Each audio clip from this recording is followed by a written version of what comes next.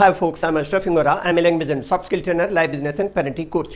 Ashraf the mover and shaker में आज मैं इमोशनल इंटेलिजेंस पार्ट 2 के बारे में कुछ यूजफुल इंफॉर्मेशन देना चाहूँगा। स्ट्रेस को जल्दी रिड्यूस करने के लिए क्या करें, रियलाइज़ कीजिए और पहचानने की कोशिश कीजिए कि तनाव की स्थिति में आपको कैसा लगता है और आपके शरीर को कैसा महसूस होता है। क्या आपके मसल्स एंड स्टमक टाइट हो जाते हैं या उनमें दर्द होता है? क्या आपकी मुट्ठी भींच जाती है? क्या आपकी सांस हल्की चलती है? तनाव की स्थिति में होने वाली शारीरिक प्रतिक्रिया को समझने से स्ट्रेस को रेगुलेट करने में आसानी हो जाती है। ये भी ध्यान रखें कि हर किसी के लिए हर सिचुएशन पर स्ट्रेस मैनेजमेंट का एक ही तरीका काम नहीं करता, इसलिए एक्सपेरिमेंट करें कि कौन सी टेक्निक एंड स्ट्रेटेजी आपके लिए सुटेबल है, फिर उस पर काम करें। सेम स्ट्रेसफुल सिचुएशन पर हर कोई अपने टेम्परामेंट के मुताबिक अलग अलग तरह से रिएक्ट एंड रिस्पॉन्स करते हैं।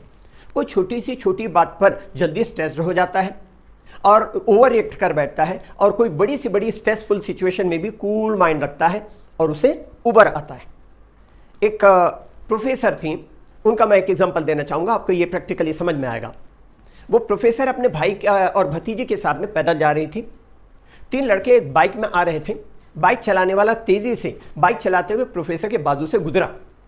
प्रोफेसर की भतीजी को बाइक से चोट लगी और खून बहने लगा।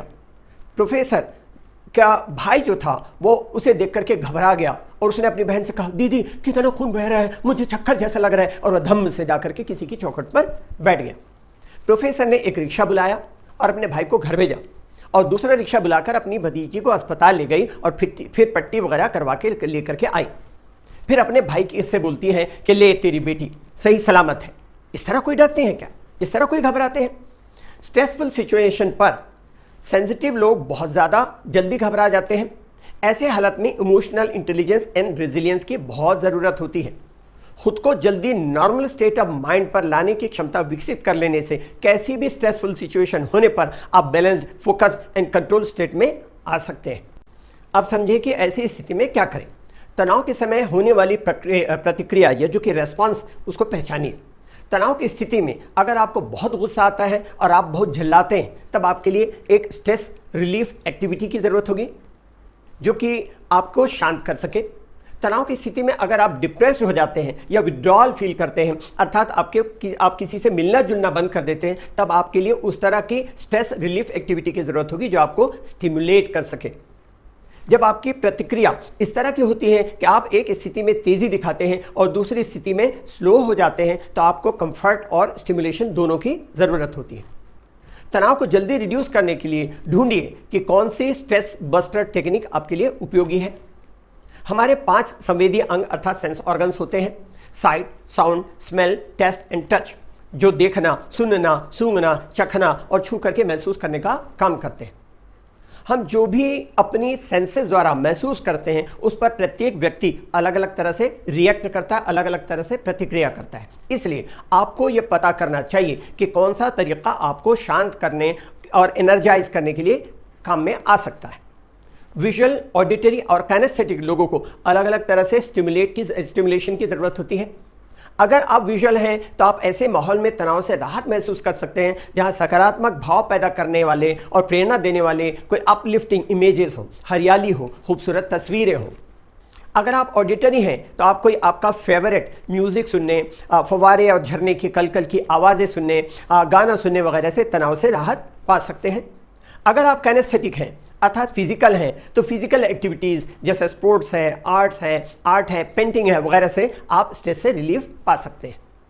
आप अपनी इमोशंस के बारे में सजग रहें।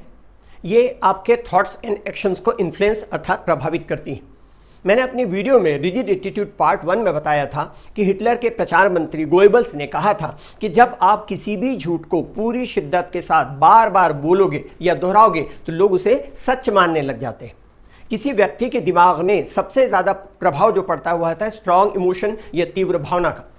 ऐसी अवस्था में व्यक्ति अपने विवेक मतलब डिस्क्रिशन का प्रयोग नहीं कर पाता, सही या गलत का फैसला नहीं कर पाता, बल्कि भावनाओं के आवेग में बहकर कोई घातक कदम उठा लेता है। किसी को दौलत मोटिवेट करती है तो किसी को पोजीशन, पावर, अवार्ड या फेम मोटिवेट करता है, लेकिन मनोविज्ञान के अनुसार मनुष्य के मस्तिष्क में सबसे ज़्यादा प्रभाव पड़ता है वह है स्ट्रॉन्ग इमोशन का। जो कि सबसे तीव्र होता है।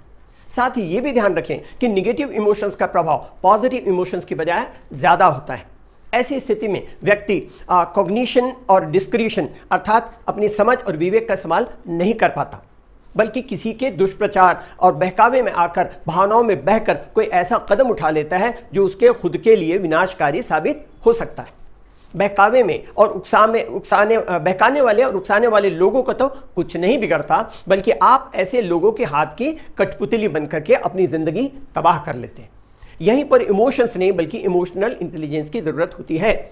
याद रखें, जो गलत है वो गलत है, चाहे वो कोई भी करे। अगर इस धर्म वाले ने उस धर्म वाले को मारा तो कोई प्रतिक्रिया नहीं, लेकिन उस धर्म वाले ने इस धर्म वाले को मारा तो उन्माद और नफरत फैलाने की किसी भी तरह की सोच उचित नहीं है। इंसान जब पैदा होता है तब वह इंसान ही होता है। उसके बाद जब वह संस्कारित किया जाता है तब वह इस धर्म का या उस धर्म का बन जाता है। किसी शायर ने कहा कि आदमी तू भी है, आदमी मैं भी हूँ। यूँ तो हर आदमी आदमी है, मगर आदमी आदमी क्या है? बेकार है। आदमी गर नहीं, आदमी के लिए। इसलिए मानव का मानव से मानवता का ही रिश्ता होना चाहिए, चाहे वो किसी भी धर्म को मानने वाला क्यों ना हो। इंग्लिश के लिए आप मेरे channel English breakfast with Ashraf and soft skill के लिए Ashraf the mover and shaker को लाइक, शेयर एंड सब्सक्राइब करें। कमेंट सेक्शन में कमेंट करें, बेल आइकॉन प्रेस करें और मेरी बुक ज़रूर पढ़ें। Thanks for watching.